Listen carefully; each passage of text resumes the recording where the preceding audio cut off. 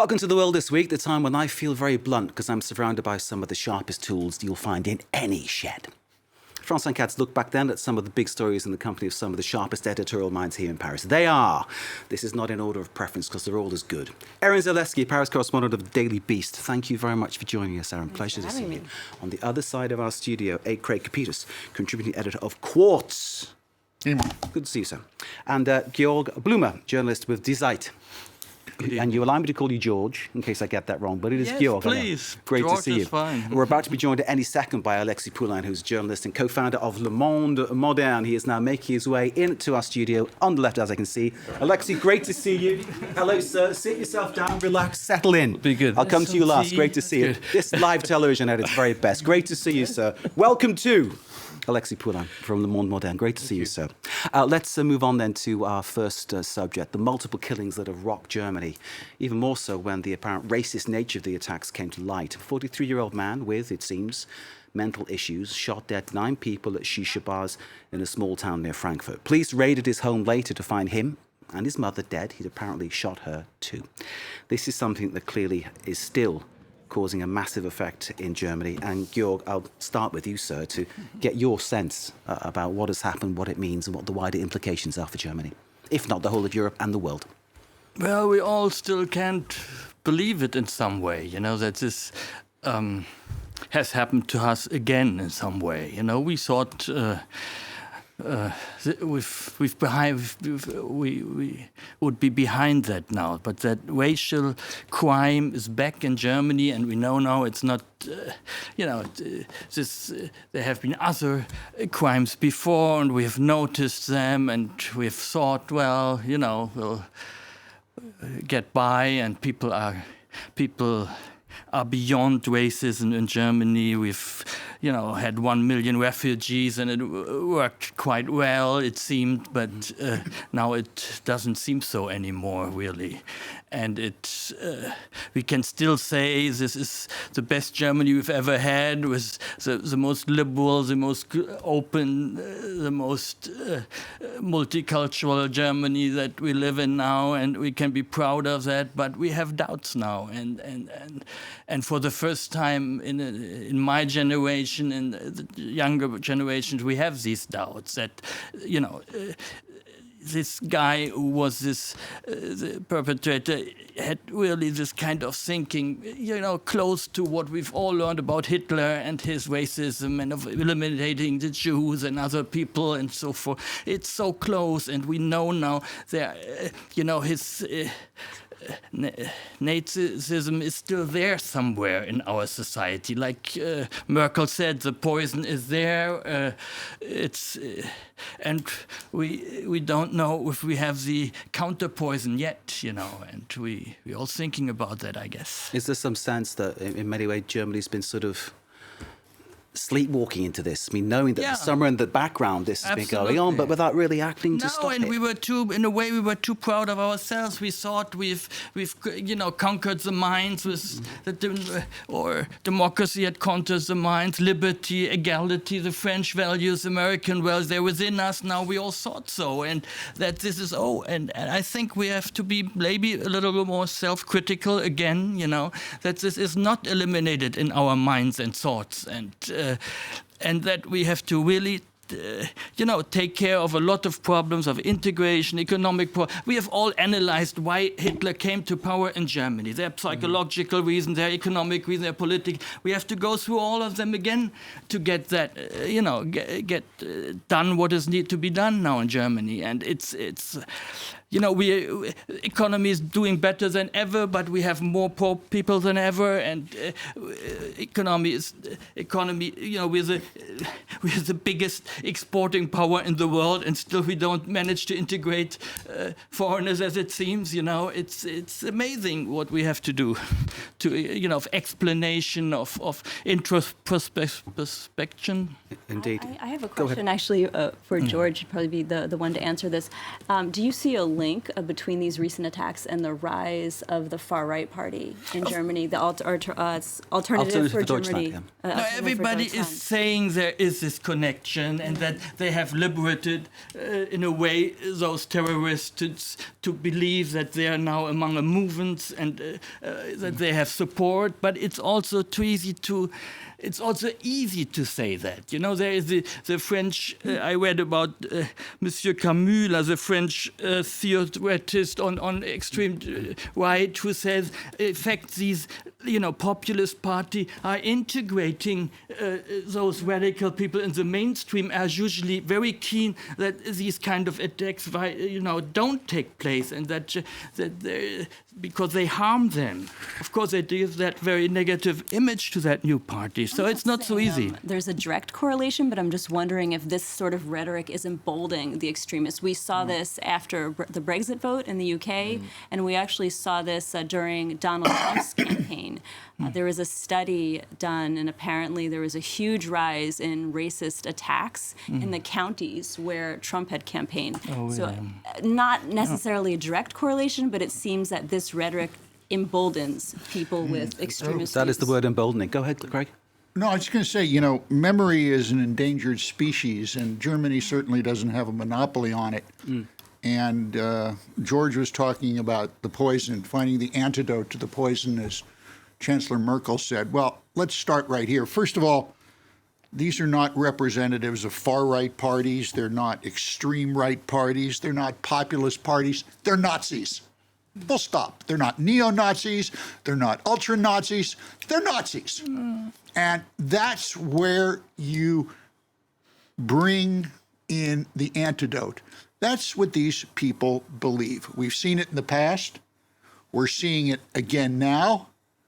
And hopefully we're not going to see it in the future. But I think we have to start using some different nouns. And the first one to change is these are Nazis. So it's calling a spade, or Exactly. French, they calling a cat a cat. It's that kind of thing. You need to really label them for what they are. Remember, the Nazis didn't like being called Nazis. Correct me if I'm wrong, George, but Nazi was a derogatory Bavarian slang word for a stupid peasant.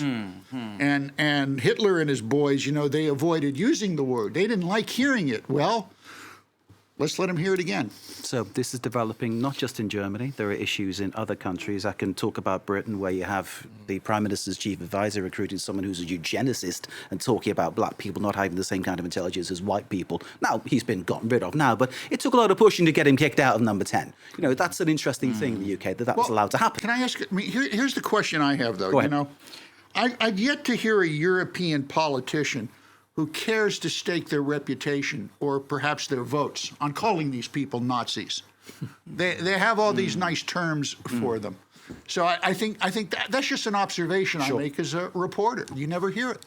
So as Erin was pointing out, it's the rise of these people emboldening other people to take up that kind of thought and thinking, I thought this for years, I can now express it because Trump has said it, because Boris Johnson has said it, because Alexei, it happens in France too, obviously. Yeah. But Renaud Camus, for example, was a writer about this grand remplacement, the big, replacement, how you call it, who was quoted by the terrorists in Christchurch as an example. And here in Germany, Christchurch was also quoted by the guy who committed the crimes.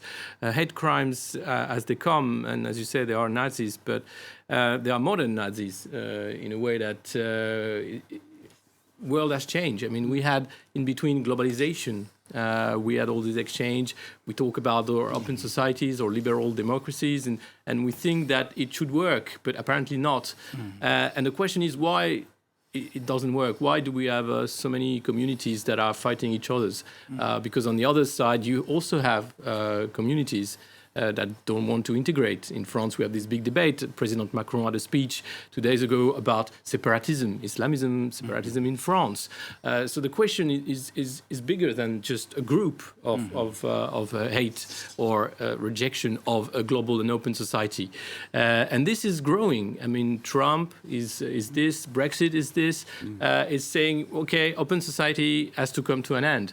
No, we want either an ethnically pure society or something like that. And we're coming back into the old demons. And that's what we're living now. And the problem, as you said, is that we have now politicians or people who can speak, like Éric Zemmour in France, for example, a journalist, who on a daily basis have a speech that is not reasonable. And that Why is that man allowed to be on television all the time? That's something that's really... I find that difficult to understand. Because we're a liberal democracy, and he can actually speak. And he's been convinced of hate speech in the past, but he paid, and that's all. It's nothing more than just paying for this. But the problem is this speech that actually people are not respectful, or they don't understand that words matter, because in the end, people with guns might actually come into action. Georg. I think it's a little bit early to say the Nazis are back in Germany or something like what you suggest, because, remember what the Nazis did. Remember what the Nazis did. Remember their crimes. I mean, we're not hardly there. So it's a little bit early. And you can stigmatize German society very easily if you give them a Nazi, stamp. And that's what really shouldn't happen. What you should also see, of course, I mean, there was a tremendous solidarity with the victims yesterday and the day before yesterday. And I'm not here to repeat that. You should be saying that. Because, if you, as a German, come to the point where you have to justify the way we went since 45, we should be self-critical and see the dangers which are there. But I think it has been always, to our good. Or to our help within Europe, that it was the Americans and the French who gave us confidence in our democracy and who supported it. And you are not Nazis anymore. And we've been. No one is saying that you are Nazis. This is German oversensitivity. Sorry about this. No, it's not oversensitivity. There are Nazis in Germany. There are Nazis in France. There always have been. There are. I think there always have it's been. completely what you said, Jürgen, isn't it? That is the case. But clearly, you don't have to answer for the sins of the past. Yeah. But you're living your life in a fair, democratic and just way, and that's kind of what the message you're getting at. Let me just move on to Emmanuel Macron and Alexis Poulain, already alluding to this one, making a series of announcements this week aiming to stop Islamic exclusion. Foreign imams, foreign-funded mosques, even the teaching of languages of origin of certain foreign groups now well settled in France. All this is to cease. 9 countries will be affected by that. Critics say Macron is playing to the far right ahead of the local elections, and that is in many ways missing the point. Disadvantaged areas, banlieue as they call it, that's the word for suburbs, has a different connotation in Britain than it does in France, and many other countries too. Needs investment, more education to give the kids a chance. And Alexis, the kids in the suburbs, the banlieue, really do need a chance, don't they? They do, but it's been. I mean, this has been on the table in France for 4 years or something like that. We had plans for the banlieues forever, and always it was about the structure, it was about the buildings, but never about the people. And now it's time to invest in the people and say we have a problem, because of course it's about inequalities, it's about cultural discrepancies, it's about the fact that we don't invest enough. Also, there has been millions invested in this banlieue, but mainly for the buildings or for the show, saying, I've been elected, I'll do something. And you just show the money. But that's all. And next will be what's happening now. And we had a report coming this year about 150 cities or space in this banlieue that are actually outside of the Republic in some ways, where rigorous Islam has taken the lead and where people actually refer to this. But why? Because you have a parallel economy there. With the drug dealings, with everything, with the money coming from abroad. Who is investing in the banlieue in France? We had Qatar, we had Saudi Arabia, we had the Americans, but not the French. We had the Turks. And here you go. What you have recruiting people for having a secessionist plan inside of a country like France. So I think it's good that Emmanuel Macron is making a speech and talking about this, but it's about a tremendous effort that is to be done both in security, education and justice, which so far is not seen. I was brought up in an equivalent of a banlieue in northern England. Unemployment when I was about 15, 16 was 52%. 52% in the town where I lived. And it was an absolute mess. But I think the big difference was I was white. And, you know, if I'd been black, it would have been even more difficult, I think, because of the whole discrimination and the lack of opportunities that the colour of your skin sometimes dictates. Of course. And that is pitiful and that's awful. How do we get past those problems? Any thoughts? Erin? Oh gosh. How do we cure that when it's massive, isn't it? It's so massive. But I mean, there is a profile of a lot of these the young men who have orchestrated some extremist attacks in France. It's usually young, disenfranchised men who have lost direction. They want to feel important, and blowing something up or committing an act like this is sort of their way to feel important. And I think the trick is to identify and target these men, mainly young men who are vulnerable to latching onto this ideology, and that's getting to the heart of it. So identifying. So is it the foreign imams' fault? Is it the funding from abroad that's at fault, or is it the lack of opportunities? That's the issue. Look, there's two ways to approach this. One is from the social perspective, which I thought you really hit on. The other one is what I call the reciprocity approach. You know, you go try and start a church or a synagogue or a Buddhist temple in any of the 4 Islamic countries that Macron has targeted, which are Algeria, Tunisia, Morocco, and Turkey. You'll be put in jail. Christianity in some of those countries is illegal. You will go to jail if you are a Muslim and you walk into a Christian church. In Morocco, the Bible is not allowed to be translated into Arabic. Now let's take it out and go into the secular. Let's go to Turkey. The Turkish Diyanet, which runs and has funded the plurality of mosques in Europe, operates as essentially a secret service for the Erdogan government.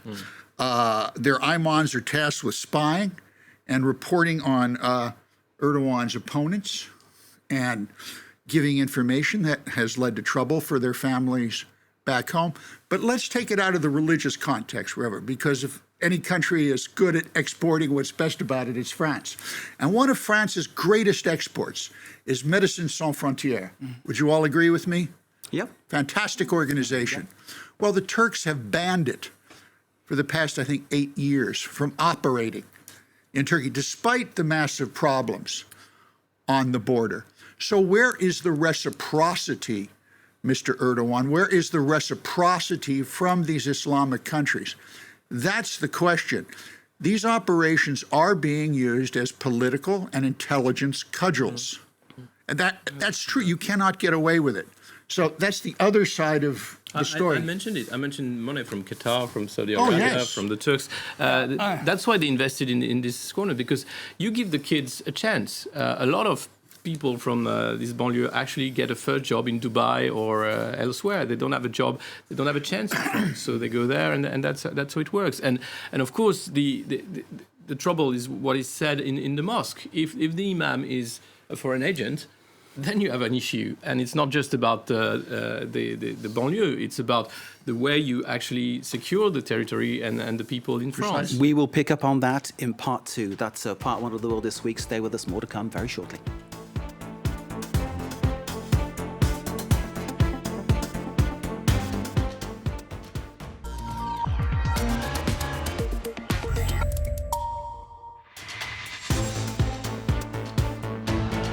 Welcome back to part 2 of The World This Week. In the company of, and in no order of preference, Erin Zaleski, Paris correspondent of The Daily Beast. Thanks for being with us. On the other side of the studio, Alexis Poulain, journalist and co-founder of Le Monde Moderne. Alexis, thanks for being with us too. Georg Blumer is the journalist with Die Zeit. Thank you for joining us. And last but definitely not least, Craig Peters, contributing editor of Quartz. We ended part 1 talking about the banning of imams from abroad and funding of mosques from abroad, and this kind of influence that President Macron perhaps sees as creating this kind of exclusion that certain communities of Muslim people feel in France. And of course, the elephant in the room we're not talking about is the idea of radicalization and terrorists coming from these communities, isn't it? Well, of course, but also, as we said, it's about this parallel economy and the fact that there is no chance of any French policemen getting into these places. And it's about putting the law back in these places. And that's what I said before we change. It demands a lot of means and financial and human means to make this happen. France should train its own imams. That was one of the conclusions. Well, this is one thing, but on the current state, we should have an answer on the ground with more police being there, with justice at work for the dealers, and of course with the investment on schools and personal and the person in these districts, which is clearly stated in the speech, but will it happen after that? That's the question. Okay, we wait I think and see. another important element is the extent to which the internet plays in radicalization online. And the internet has no borders. And I thought that was lacking in Macron's speech and how to tackle that. That is a huge so many people influence. radicalized online, weren't they, by people from, I just think we can't just talk badly about banlieue. It's a model of integration in France also. It is not just the lost territories of the Republic, as a philosopher Finkelkraut said, and you said now before. What happens in Saint-Denis in terms of, enterprise creation. It's a department in France which has the most enterprises created every year, except Bordeaux, I think. So, I mean, if you go in a pub, in an Arab pub in the banlieues, you will always have people defending the values of the French Republic, as well as you have the, Imam defenders or the Bin Laden defenders, and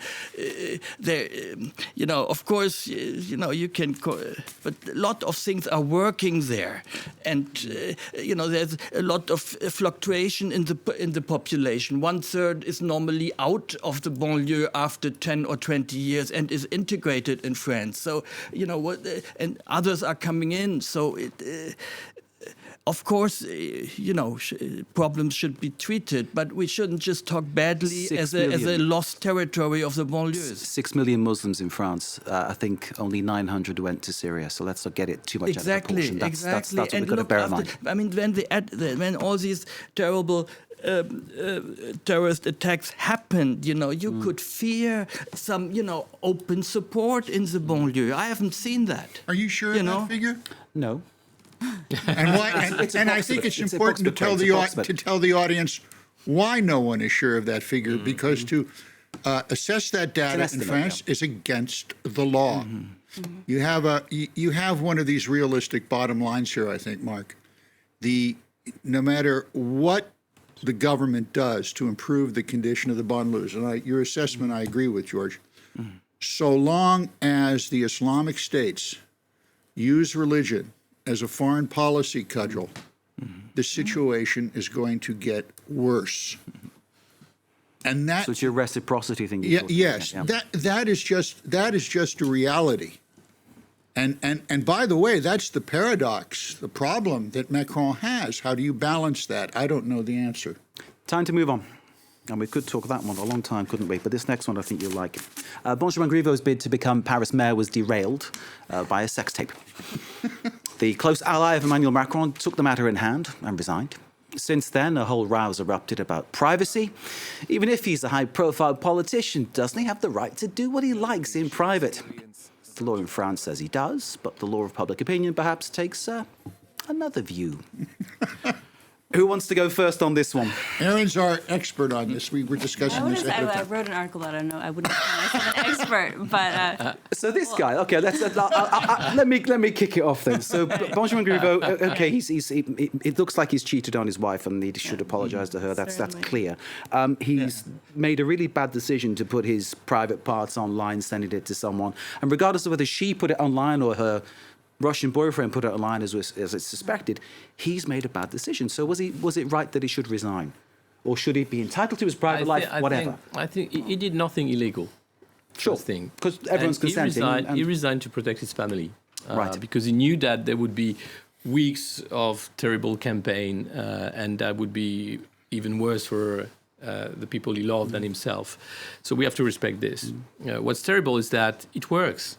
Anytime it happens, it works. It was in the race for the New York mayor as well. Here it was for Paris mayor. And whenever you have this kind of compromise, politicians are quite weak. There is nothing that can be said or done. You have to just say, okay, I did it. Because some people in France said, oh, he could have stayed and say, yes, so what? It's not illegal. I've did that, and then let's move on. This is what you did is illegal. I'll take my lawyer to you, and we'll talk justice, but let's talk politics here. I suppose the case then would have been whether or not the La République En Marche party would have said, hang on, can we really have a candidate who's done this? It's, no, that's why it works. That's the next thing, isn't it? That's why it works every time. Yeah. But the profile of the person that released the video, the Russian artist Piotr Pawlewski. This is a Russian artist, put it online on a website Yes. entitled to show, as he put it, the hypocrisy of politicians who are saying one thing and doing another thing. And there's an element of that with Griveaux because he's posing with his wife. There is. and sort of- In the obvious. States, the attitude is if a politician conducts himself in a dishonest or shady way in his private life, that could bleed over into his political life. And something a lot of people aren't talking about these tapes, it's not just the sexual component. He had run this very family values-based campaign. There was a spread of him or a cover of Paris Match a couple of years ago where he had his arm around his quite pregnant wife. Yep. And Yep. one of the texts he allegedly sent to this other woman was something like, are you with your family or are you not yet a prisoner of your spouse and children? And I think that might have been almost, if not as damaging to him as the sexual content, because that does look like a hypocrite. Because his Instagram account says Parisien, then it says Yeah. father of three. Yeah. I mean, Yeah. they're the two And then headline to things that sort he of, sells himself on, you know. Compare the family situation to some kind of prison. Yeah. How's how bad. fair? Craig. I mean, you All, really. all coming from an alleged artist who nailed his scrotum to the cobblestones of Red That's another Square. story. You know, This is Pawlewski who's Pawlewski. Police custody. I did 10 hard years in Russia, and I would not call this guy an artist. You know, maybe I'm just old-fashioned. I long for the time when, Salvador Dali walked his ocelots, in Paris, or I But think you know, I think his name was everybody. Gerard de Naval. He was the guy who walked his lobster. Now that was art with a smile and with some humor. But you're against nailing But scrotum. every- This is Red Square. just provocation. Don't blame you. No, but I think really everybody is taking this artist as a scapegoat now. I mean, I still have no pity for Griveaux. I cannot tell you. I have no pity for him. And it shows really the arrogance of power that he doesn't excuse himself in France. And you have now a separated political and media class who is tapping on this artist and the people of France who exactly know who is the culprit. You're right. Well, And yeah. that really weakens, that why- weakens Macron, and they don't even I seem wanted know to it. see this story written by my colleague here in Le Monde, a newspaper I can trust, not from some guy who's nailing his you-know-what to the floor. Course, I mean, but this is crazy. but that's not a method. It's not. Go ahead, politics. Basically, it's below the waist, and it's very, very, very nasty. I mean, there's nothing to do with politics, and you have to stress out that the girlfriend of Pawlewski was the girl who got the video in the first place. Yeah. But there's something as well of. So Griveaux sent the video to her. That's our Yes, understanding. Alexandra- And the next story here is that Yeah, the artist, the Toledano. Russian chappie, Yeah. there he is. Gotta Yeah. hold There they are them, together. gotta They are yeah, together. it's called the political You porn he lifted it off her Right, for the her political devices porn and then project. used it. So Yeah. you're into French theater, it's like, oh my God, my husband, or something like that. But it's 2.0 with a smartphone and a politician, and a Russian artist or activist or whatever. So You couldn't make it up, could you? No, you couldn't. And it's pure Netflix territory. It's nothing to do with politics now. And of course, the main issue is that it's all politics. Everything's it's politics. all politics. That is the It crime is. of the courts are always it politics. is. Since But let me always they finish. have been I politics. wanted to finish. And I tell you, that they have, the way they have treated this artist, the way he was arrested, just, course it's this politics. was politics, power, demonstration of power. I mean, if. that was not a case of sexual violence, but the sexual pride of the man was involved. Alors, there's the police and getting at the perpetrator. You have so much violence against daily, in violence cases where the husband is violating his wife, and never you see any husbands being torn by the police out of their home like that for their real crimes, And this privacy law seems to protect men from misbehaving, but it doesn't seem to protect somehow women. there is something wrong in the disculpabilization of Griveaux. There is something deeply wrong. Go ahead. At the end of the day, he didn't do anything illegal. He just did something colossally stupid. Ill-advised. And in this day and age, this applies to anyone. When you send something digitally, even for anybody, more so if you're in the public eye, more so if you're in politics, there is a chance you're taking a risk that this will one day come back to bite you. And he took that risk. And in doing so, he embarrassed himself. He's embarrassed his party. He's embarrassed the president. That was his choice. He took a risk. He was an idiot. It tells a lot. I mean, and they cannot excuse. Final word on this one. Go ahead. Macron also, once he was able to excuse himself, when the Gilets jaunes were on the streets in Paris and the whole country was trembling, it took that. And it takes too much for these people to excuse themselves. Indeed, I'm a lawyer working with the couple of courses. Bring back Gerard de Nerval. Sympathiser of the Gilets jaunes as well, so there's another little angle there that we've just brought in. Thank you. Moving on, Jeff Bezos, climate saint or greenwasher extraordinaire. The Amazon entrepreneur is giving $10 billion of his own cash, apparently. That's a very deep pocket if you've got all that in it, isn't it? To help save the planet. But his Amazon operations are guilty of wide-ranging pollution and packaging and delivering methods. Now, is Bezos a good egg for handing over this $10 billion, or is he just trying to hide the truth of the damage that his company is causing? Who fancies this one? Georgi, you're laughing. Go for it.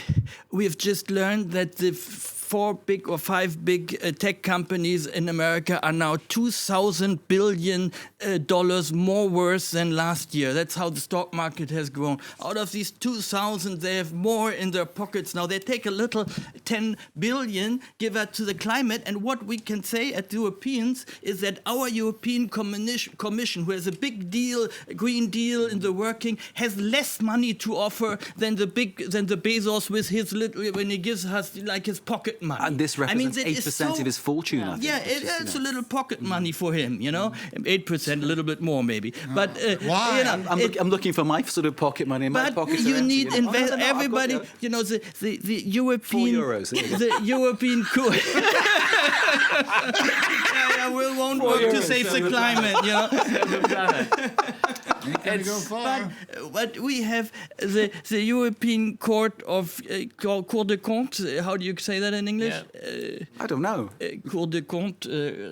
Court of Accounts, I think. Court of Justice. Court of Justice. No. Cour de Compte. Financial court, is it? Yes, Okay, let's call they it that. said you need $1,150 billion or euro of investment every year to fight climate change. So you really need big money, and you need the support of these people. But still, it is just not hardly the level we need, and of course, but maybe it's just a beginning he's making. He's got a fleet of electric rickshaws in India to do deliveries. Yeah, what are they going to do? Well, nice, do you remember The Graduate, the movie with Dustin Hoffman? Who could forget it? Am I dating myself? Remember the scene in The Graduate where the guy comes up to the graduate, Dustin Hoffman, he goes, hey, kid, plastics. Plastics. You see, someone went up to Bezos and said, hey, kid, cardboard. Because that is the only recyclable item right now in the world that you can make a profit off of, according to every study. Cardboard. And guess what recyclable product Jeff Bezos' company, Amazon, look, see it right on the screen. It's cardboard. See, now, this is the deal. There's over $9 billion of recyclable material thrown away every year in the United States. And for the past couple of years, China was the major purchaser of it. Now China doesn't buy it anymore. They bought 70% of the recyclable material. Now the Chinese don't buy it. And with the coronavirus, it's even going to get worse. It's so bad in the States right now that except for cardboard, 60 American cities have canceled their curbside pickup because of logistics, cost, and feasibility. That's very depressing. The city of Baltimore, for instance, has not recycled any of the glass bottles it's picked up for 7 years. This goes down and down and down. So now with China, banning the import of these recyclables for repackaging, all you're left with is cardboard. So kid, baguette le monde, cardboard. But nonetheless, $10 billion is a lot of money. It is a lot of money. What are they going to do? with No. it? Tell me what they're going to do. That's a good question. Yeah, the No, question of is, course. There's nothing on the table just how yet. would we spend? And I think people would have. We have just number 38% of climate change pays on buildings. Where of CO2 production is on buildings. You just have to pay to renovate buildings, to isolate them. It's the easiest thing and the most efficient to do, and therefore you need money. I've always wondered why, when houses get built, they don't automatically put, what are they called, the solar panels on the roofs. That would be an easy way to sort of produce very clean electricity, would it not? Even in somewhere like Britain, where the sun never shines, wouldn't you could still, Talk to the electric companies and the zoning laws and the politicians who make the zoning laws. and it's all in their interest, isn't it? Yeah, everything This is what's stymied the world. monetization. Sadly, like it or not, if you can't monetize it, and if you do that, someone's going to lose money, and that's really where the problem is. And I don't think Bezos, with his $10 billion, is going to come in and do anything because, like that young lady who scares the hell out of me, Greta Thunberg. Thunberg, yeah. She scares the hell out of me. You know why? Tell me. She's right. Yeah. Of course, She's right. Now, did you see here that there's 1,000 scientists in France who just signed a paper? You have to go into civil disobedience because nothing is happening on climate change. And I read through the names, all just, no politician, no activist, all serious professors from laboratories and all friends. It's people who should be listened to, but sadly won't be heard. That's the issue, isn't it? Yeah. But Bezos will offer $10 billion. Everyone thinks he's great, and people keep ordering from his company. It's a nice gesture, but Yes. he has come under a lot of criticism because of Amazon's own carbon footprint is enormous. And I understand that the cloud computing division still is working with the oil and gas companies. So I think people would have responded better if they had seen more concrete steps from Amazon and from other companies. This is a sort of a drop in the bucket. It might be a step in the right direction, but there's so much that needs to change on a business level and, more importantly, on a policy level. Yeah. I feel rather two-faced because I had an internet delivery today, so I'm just as bad as everybody else. Well, that's just it. Yeah, Because it's so simple, the way Amazon is structured is it's resource intensive. It's just a fact. So, but and people complain, but what was the latest statistic I saw out of Gallup? I think it was 60% of Amazon's customers are just fine and dandy with everything the company does. That's it. And at the end of the day, monetizing and individual needs, individual desires, it all kind of creates a selfish planet, which is going to the dogs. What a depressing line to end on. Great guests, fantastic stuff. The fun continues, and so does the information, because Media Watch is coming out right now. Emma James coming to the plateau.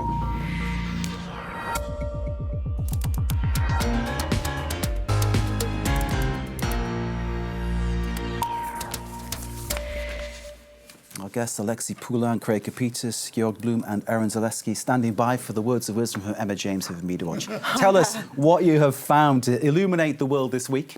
Well, I don't know about illuminate. It might depress you all. This is a really horrendous story. Quaden Bales, a 9-year-old Australian boy who really is the talk of the internet right now across the world, not just in his native Australia.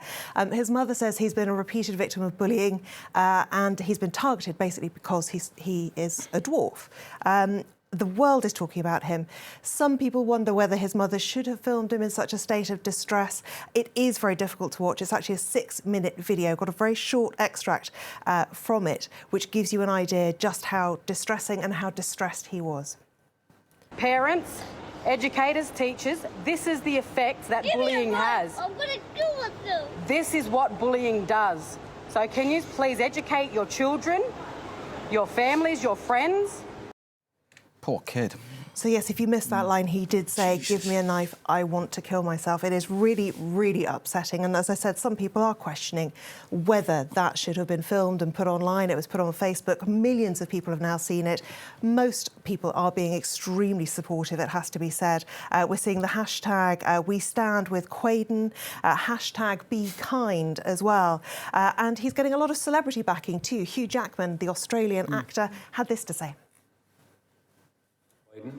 You are stronger than you know, mate. And no matter what, you've got a friend in me.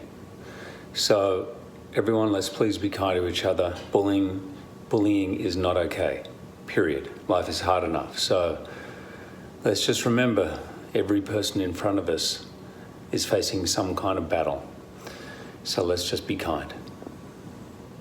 It's not just kind thoughts and words, though. There are actions too.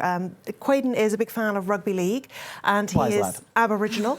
And on Saturday, he is going to get to lead out his team, the Indigenous All-Stars, on Saturday for their match. They've also been tweeting their support for him. And this comes from a former player too. Love this artwork.